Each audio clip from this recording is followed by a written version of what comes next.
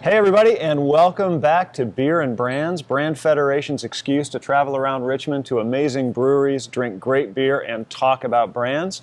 I'm Matt Williams, managing partner at Brand Federation, here with our founder and also managing partner, Kelly O'Keefe. Glad to be here. And we are coming to you today from Hardywood Park Brewery, one of the pioneers of the Richmond beer scene. And we are here with co-founder and brewmaster Patrick Murtaugh.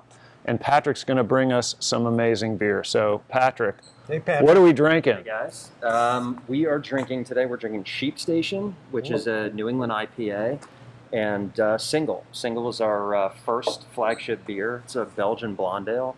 It's got a lot of fruity, kind of tropical aromas up front from the Belgian yeast, and then a little bit of spice from the Czech Saaz hops in the middle, and then finishes fairly dry. And Sheep Station, classic New England IPA. It's brewed with Mosaic and Zamba hops. So again, a lot of those tropical fruit flavors, but most of those flavors are really derived from the hops. So you're going to get a lot of mango and pineapple, passion fruit, that sort of thing. Perfect. All right, watch. We've done this enough that I know exactly we're going to go like this. Exactly. Yes. Matt's going for the IPA. Well, Patrick, thank you. We're going to bring you back. We're going to talk about this amazing place you've built and this amazing brand you've built. And we'll talk to you in just a minute. All right, sounds good. Awesome. Great. Thank you. Thanks. Well, cheers. Cheers. Kelly, we have one thing to talk about today at Beer and Brands, and that is purpose, right? It's all the rage. Lots of brands and lots of very large companies are talking about how they're building their brands around this idea of purpose. And it's gotten to be a little controversial recently. There was a column, certainly has. a Bloomberg column last week related to Unilever and their use of brand purpose. And the headline of that is "Purpose Isn't Strategy." And I want to talk about whether we think purpose is strategy. But the thing that prompted this article is a letter that was written by a guy named Terry Smith, who runs Fundsmith Investing in the UK, which happens to be 13th largest shareholder of Unilever. Wow. And Mr. Smith had this to say about Unilever. Unilever seems to be laboring under the weight of a management which is obsessed with publicly displaying sustainability credentials at the expense of focusing on the fundamentals of the business. A company which feels it has to define the purpose of Hellmann's mayonnaise has, in our view, clearly lost the plot. The Hellmann's brand has existed since 1913, so we would guess that by now consumers have figured out its purpose. Spoiler alert, it's salads and sandwiches. So Terry Smith clearly is not happy with Unilever's brand stock performance, but he's chalking up a lot of that lack of performance to this pursuit of sustainability, purpose branding. There's a lot to unpack here. How do we think about the role of purpose in brand strategy? Boy, I really see this as a mixed bag. I mean, I can't agree with him more, and Unilever is not on my top 10 list in terms of companies that understand how to use purpose to build brands. The issue, I think, with purpose is because it's become a buzzword, and we know in the world of advertising, branding, and marketing, we love our buzzwords. Sure. Because it's become something that that every agency in the world is talking about, it's being applied both to things it doesn't belong associated with, and it's being applied in exactly the wrong ways. When you think about it, as a term, purpose means that we have a purpose in life. We have a direction. We have a conviction. We have a set of beliefs. And when purpose works best, it is informing the organizational culture of a company that delivers its brand to the public. It does that very effectively in companies like Patagonia or Apple, where Apple has a purpose to create technology that empowers creativity, that empowers the work that we do, and it channels that purpose into a corporate culture that is very tightly aligned, into corporate decision making that informs everything from the experience you get at an Apple store to the experience that you have when you pick up an iPhone or when you go to a laptop or when you sign on to Apple TV. The idea is that purpose begins as a set of values and beliefs. Those values and beliefs drive the culture of an organization, and that culture drives the experience that we have. Yeah. It's an organizational concept that doesn't apply really well to products. So you're saying a company can have a purpose because it's made up of people who can activate that purpose. Yes, yes. And maybe a jar of mayonnaise shouldn't have a purpose. No, Crest toothpaste doesn't have a purpose other than to whiten your teeth, and that's shared by everybody else. But no, products don't generally have that permission. Now, they can have emotional connections to the customer, but they don't have behavior. They don't have employees. They don't have culture. And for that matter, for giant conglomerates like Unilever and Procter and Gamble, there are so many different products with so many different positions that Unilever is delivering us mayonnaise, as we know. They're delivering Axe body spray. They're delivering Dove, which has an almost antithetical position historically to Dove and Axe. They don't work well together. How do you reconcile those? How do you reconcile those two? They've done a little better in recent years. Mm-hmm. They sell soup. It's a brand that isn't likely to be tied down from a product point of view. And when that happens, are you going to have 100 different purposes flying around? Well, you could, but we won't buy it. Yeah, right. Better to have the purpose at the organizational level. Mm-hmm. Mm-hmm. A set of beliefs at the organizational level that drive through to each product, each service that you provide. Let me spring to Unilever's defense here. Okay, good. Right? So I think there's some muddy thinking going on in some of these cases, right? Where the headline in the Bloomberg article is "Purpose isn't strategy." That's wrong. Purpose absolutely is strategy. To the extent that strategy should be defined as the behavior we choose to pursue to lead us to a set of objectives. Now, my objectives as a company may be to grow my return on equity by a certain percentage, or grow my revenue by a certain percentage, or grow my footprint in a certain way. The strategies that I decide to pursue to achieve those things could very well all be rooted in sustainability. Because I think that if I operate as a more sustainable company, it's going to attract more customers, which is going to build my top line. And if I manage my business correctly, it'll build my bottom line and help me achieve my objectives. By definition, in that situation, sustainability is a strategy. And that's what Unilever has decided to do. So I don't believe the Bloomberg article. I think they're wrong. The other thing about this idea of Hellman's having to find a purpose, right? I think brands can behave, right? We talk a lot about brand behavior. What do? If brands can behave in a way that serves a certain purpose, then brands can have a purpose. The question is whether we can define that purpose in a way that's credible, that's closely aligned to the way the roles brands play in the world. And when they cross that line beyond where you can connect their purpose to their behavior and the role they can credibly play, that's where they become parody, right? So I don't expect a jar of mayonnaise to help make the world a more peaceful place, right? I think that's the point. But I can expect a jar of mayonnaise to make the world taste better. That's pretty cool. Sure. If I have a jar of Duke's mayonnaise, we're in Richmond, Virginia. I want to celebrate our local brand, Duke's. And if somebody were to tell me the great thing about Duke's mayonnaise is that it empowers cooks to make great, delicious meals. And great, delicious meals are something that historically, from the dawn of time, have brought people together with comfort. Right. I buy all of that. Yep. I think that makes sense.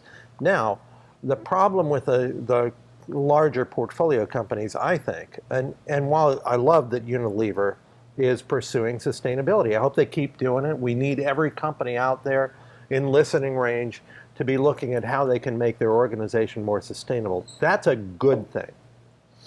The problem is when you have brands within your portfolio that have different purposes that aren't aligned to a true belief, then it feels shallow. That's interesting. That's very true. If I have a contradictory bunch of purposes in a portfolio, it's all just bullshit. It's just focus groups gone wrong. Absolutely. Unilever did this famously when they took out an ad called Onslaught, which was a specific ad about Dove. And this particular ad, vocally, you can find it on YouTube. It's called Onslaught for Dove. This ad vocally took an attack on the health and beauty industry for creating impressions for young women of perfection that they couldn't live up to. Right. And making them lose their sense of self-esteem. In fact, they even created the Dove Self-Esteem Fund to put money where their mouth is. All good, right? Those guys who tell your kids they don't look good enough, they don't smell good enough, are undermining their self-esteem, and we're going to do something about it. Nothing wrong with that, except that at the same time, they had a multitude of brands in their portfolio that were doing exactly the behavior that they said was destructive to self-esteem. Now, the question is, when you see those two things going on out of the same company, you have to ask yourself, does Unilever believe that this kind of advertising undermines self-esteem and therefore is negative? Or do they believe that it's okay? And what they're really doing with Dove is just a cheap trick to sell soap to teen girls. Yeah, right. Right. Yeah, and if you look across the portfolio and you see other brands behaving in a way that's anti the Dove purpose, you start to say it's got to be the latter. They're That's just right. using this, they're purpose washing. They're purpose Right. washing. And I wish I could say it was a majority of brands that were authentic about their purpose, that actually believed the things they're talking about. But it's actually a minority, and right now it's part of why cynicism from consumers is higher than ever about any advertising, including purpose advertising. See, I think there's a tendency to conflate the idea of purpose with the idea of emotional equity, right? So you touched on that a minute ago, and if I think about a brand I worked on, which was Oreo, we defined a purpose for Oreo, which is that the purpose of Oreo's brand is to inject wonder into a cynical world. Okay, that to me is credible because it connects to the emotional equity that Oreo as a brand has, right? Yeah. It's a cookie. It tastes good, and you want it with a glass of milk. Now, it does that. But the Oreo brand has emotional connections with us that evoke memories of childhood, and childhood is a time of wonder. And if I can take you back to that time, in a world where we're more cynical than we've ever been, we're moving too fast, we don't see the beauty in things, and we don't slow down to smell the roses, if I can take you back to a time that was more wonder-filled, Yes. that's a good thing. And Oreo can do that. And we found that credibly in the research that we did. So we can connect this brand to an emotional equity in the area of wonder, and we can translate that into a purpose for that brand. It feels fairly high-flown, but it's traceable back to something that's fundamentally true about the relationship between that brand and its customer. I think what you said that's so important is that you built that based on the truth. And I think the trouble that companies get into are when they adopt a purpose, they put on a purpose like you put on a sport coat. Yeah. I want to look like this today. Are you that? No, I'm not that. I've never been that. But this is how I think that I should look because I think that's how the consumer wants me to look. Right. When it's put on and it doesn't feel authentic, it doesn't feel real, it isn't tied to who you actually are, it just feels silly and vacuous. I'll give you an example. There's a company that I think really articulated well in its slogan a purpose for how it behaved, and that company is Avis. And their slogan for decades was, "We try harder." And their people really tried harder. It was not just a slogan on the outside, it was actually a directive on the inside that people believed in. Yeah. It was talked about in corporate leadership meetings. Are we trying harder this quarter? Yeah. Right. In what way are we trying harder? What does trying harder look like? A new agency came in and a new chief marketing officer came in, and they dropped that slogan and adopted a slogan, I'm not making this up, Avis, it's your space. You can try harder in the space if you want to. I guess you can but it's try yours. harder in the space if you want to. I mean, first of all, by definition, if you're renting the car, it ain't your space. And if you want to find that out, do something funky in that That's car. right. Light up a cigarette. Yeah, we'll exactly. see how much is your space. Not your space. Second, what the hell does that mean? That's amazing. So I think too often we're trying to grab onto a trendy message because we tested millennials and they liked it, or Gen Z feels like they believe in that, and we're throwing that message out, calling it a purpose. What it really is shtick. Right. So we think that purpose can be useful. Yes. And it can be really motivating and powerful No question. if it's connected to something that is true about this brand and its relationship with its customers.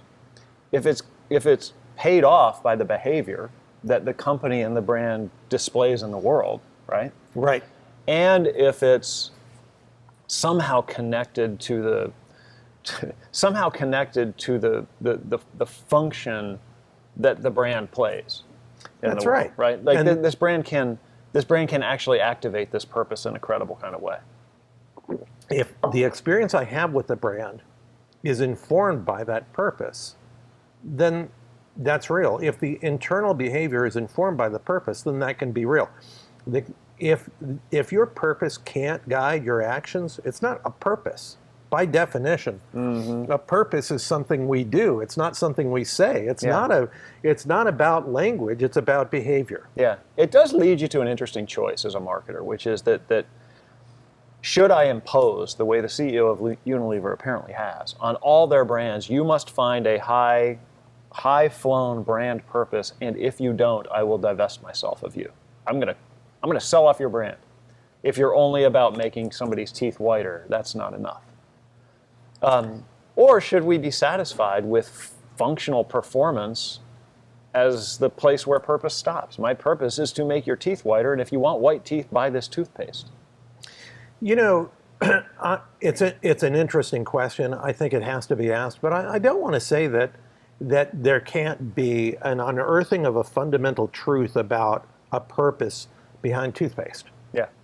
If I understand that it doesn't just make teeth whiter, but I go a little deeper and say, why does it matter to you to have your teeth whiter? Right. And we unearth that when you walk out of the door in the morning, you have more confidence, both in your relationships with other people, including those of the opposite sex, but in your work life, etc., because you feel like you look your best. You're not embarrassed about your teeth. You're not embarrassed about your breath. Then understanding that and contributing to that with your product is a good thing. Yeah. Just like if Wonderfilled, the campaign at Oreo that you did, I think it was beautiful work, just brilliant work. But if Wonderfilled helped Nabisco to say, I wonder if we could make Oreos even more wonder-filled. And then they introduced sparkly Oreos and colorful they've done Oreos. amazing things, like Star Wars cookies and Exactly. customizable packaging that you can put somebody's name on and send them a message. And I mean, it's That's activating. all. It is That's really all cool. perfect. Where it sometimes falls down is if Nabisco was saying, "Great, we're wonder-filled with Oreo, and it's all great and beautiful," but we use slave labor in Nigeria. Yeah, right. Then it falls apart. But if it's true, I like to look at a purpose and ask, is it true all the way up the line? Yeah. Is it true all the way to the C-suite? And if it is, good. We need more of that. Yep. Very interesting conversation. So, ask yourself some questions. When you think about a brand and you try to connect it to purpose, is the purpose you're defining connected to the role the brand plays in the world? Is it traceable to some emotional equity that it has with your customers? And can you deliver on that purpose all the way up and down the entire value chain associated with that brand? Not just the marketing value chain, but the production value chain and the distribution value chain and Absolutely. Every aspect of the Person on the experience phone with at the with call brand. center. Yeah, right.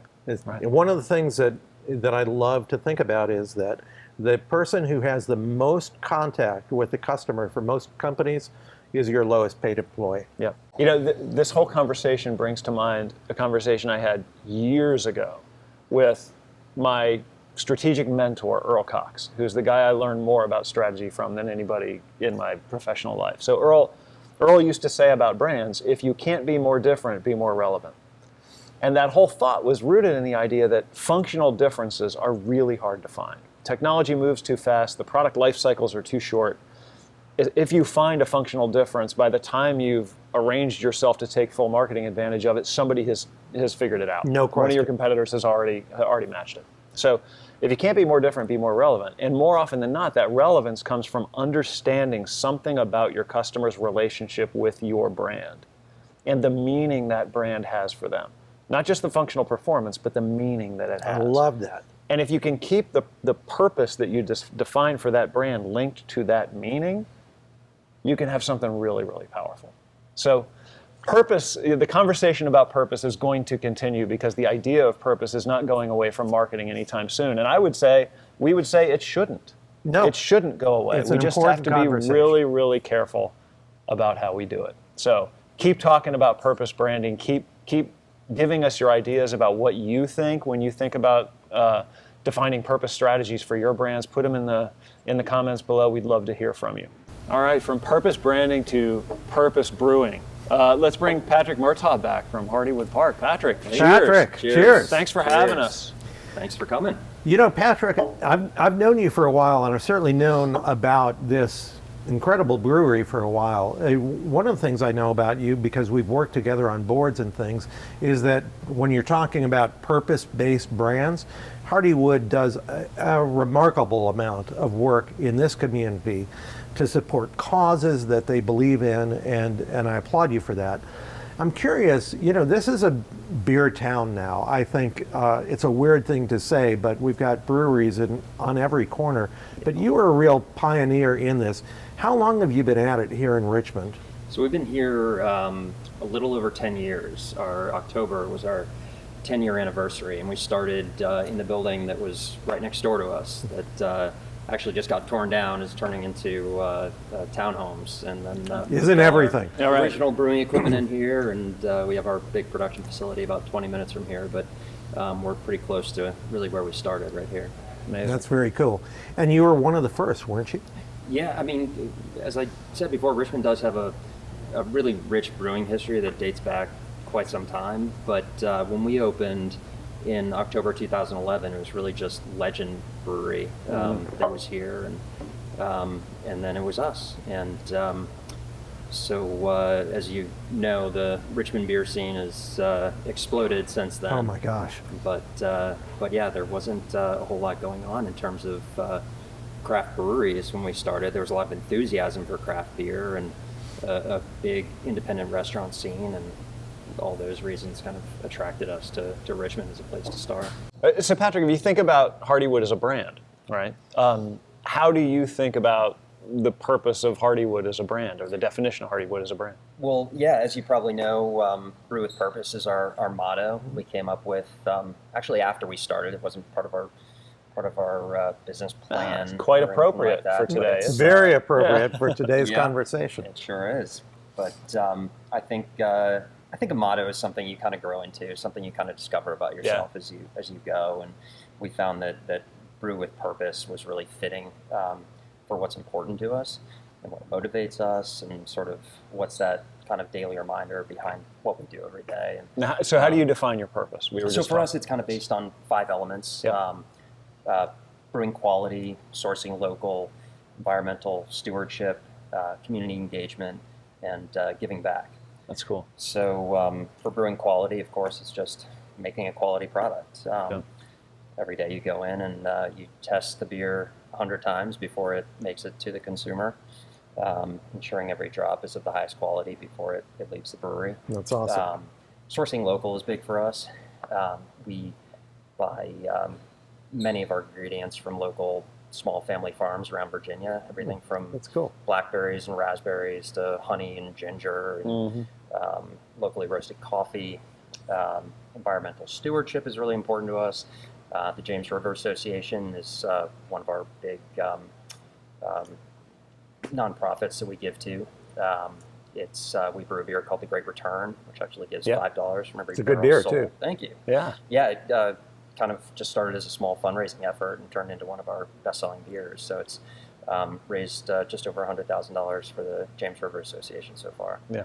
And but yeah, $5 from every barrel sold is given to them. It also raises awareness for what the JRA is doing. The Great Return refers to the return of the Atlantic sturgeon to the James River, which is kind of a That's big cool. thing, kind of a symbol of the return to health. And of they're the James coming River. back, aren't they? They are, yeah. About I think it was like 9 years ago, one of the first sturgeon was seen for the past 80 years in their original incredible. spawning ground. That's on the awesome. fall line for the James Wow. River. So in terms of purpose, Patrick and the guys at Hardywood have defined it as 5 principles by which they will do business. I love it. See, that's pretty cool because now purpose is by its definition, kind of the 5 things he said are actions we're going to take. We will do business in these 5 ways. That is so much the key, I think, is as long as you look at purpose as a behavior and not as just a message, you're probably going to get it right. Yeah. Yeah, I mean, there are a lot of decisions we have to make. There are a lot of ideas that are brought to us, and events, for example, that people ask if we want to be a part of, or collaborations people ask if we want to be a part of. And I think you always have to kind of go back to those values and say, does it line up? And you can't say yes to everything, although sometimes you want to. You look, does it hit one of those 5 pillars, cornerstones of our business? Yeah.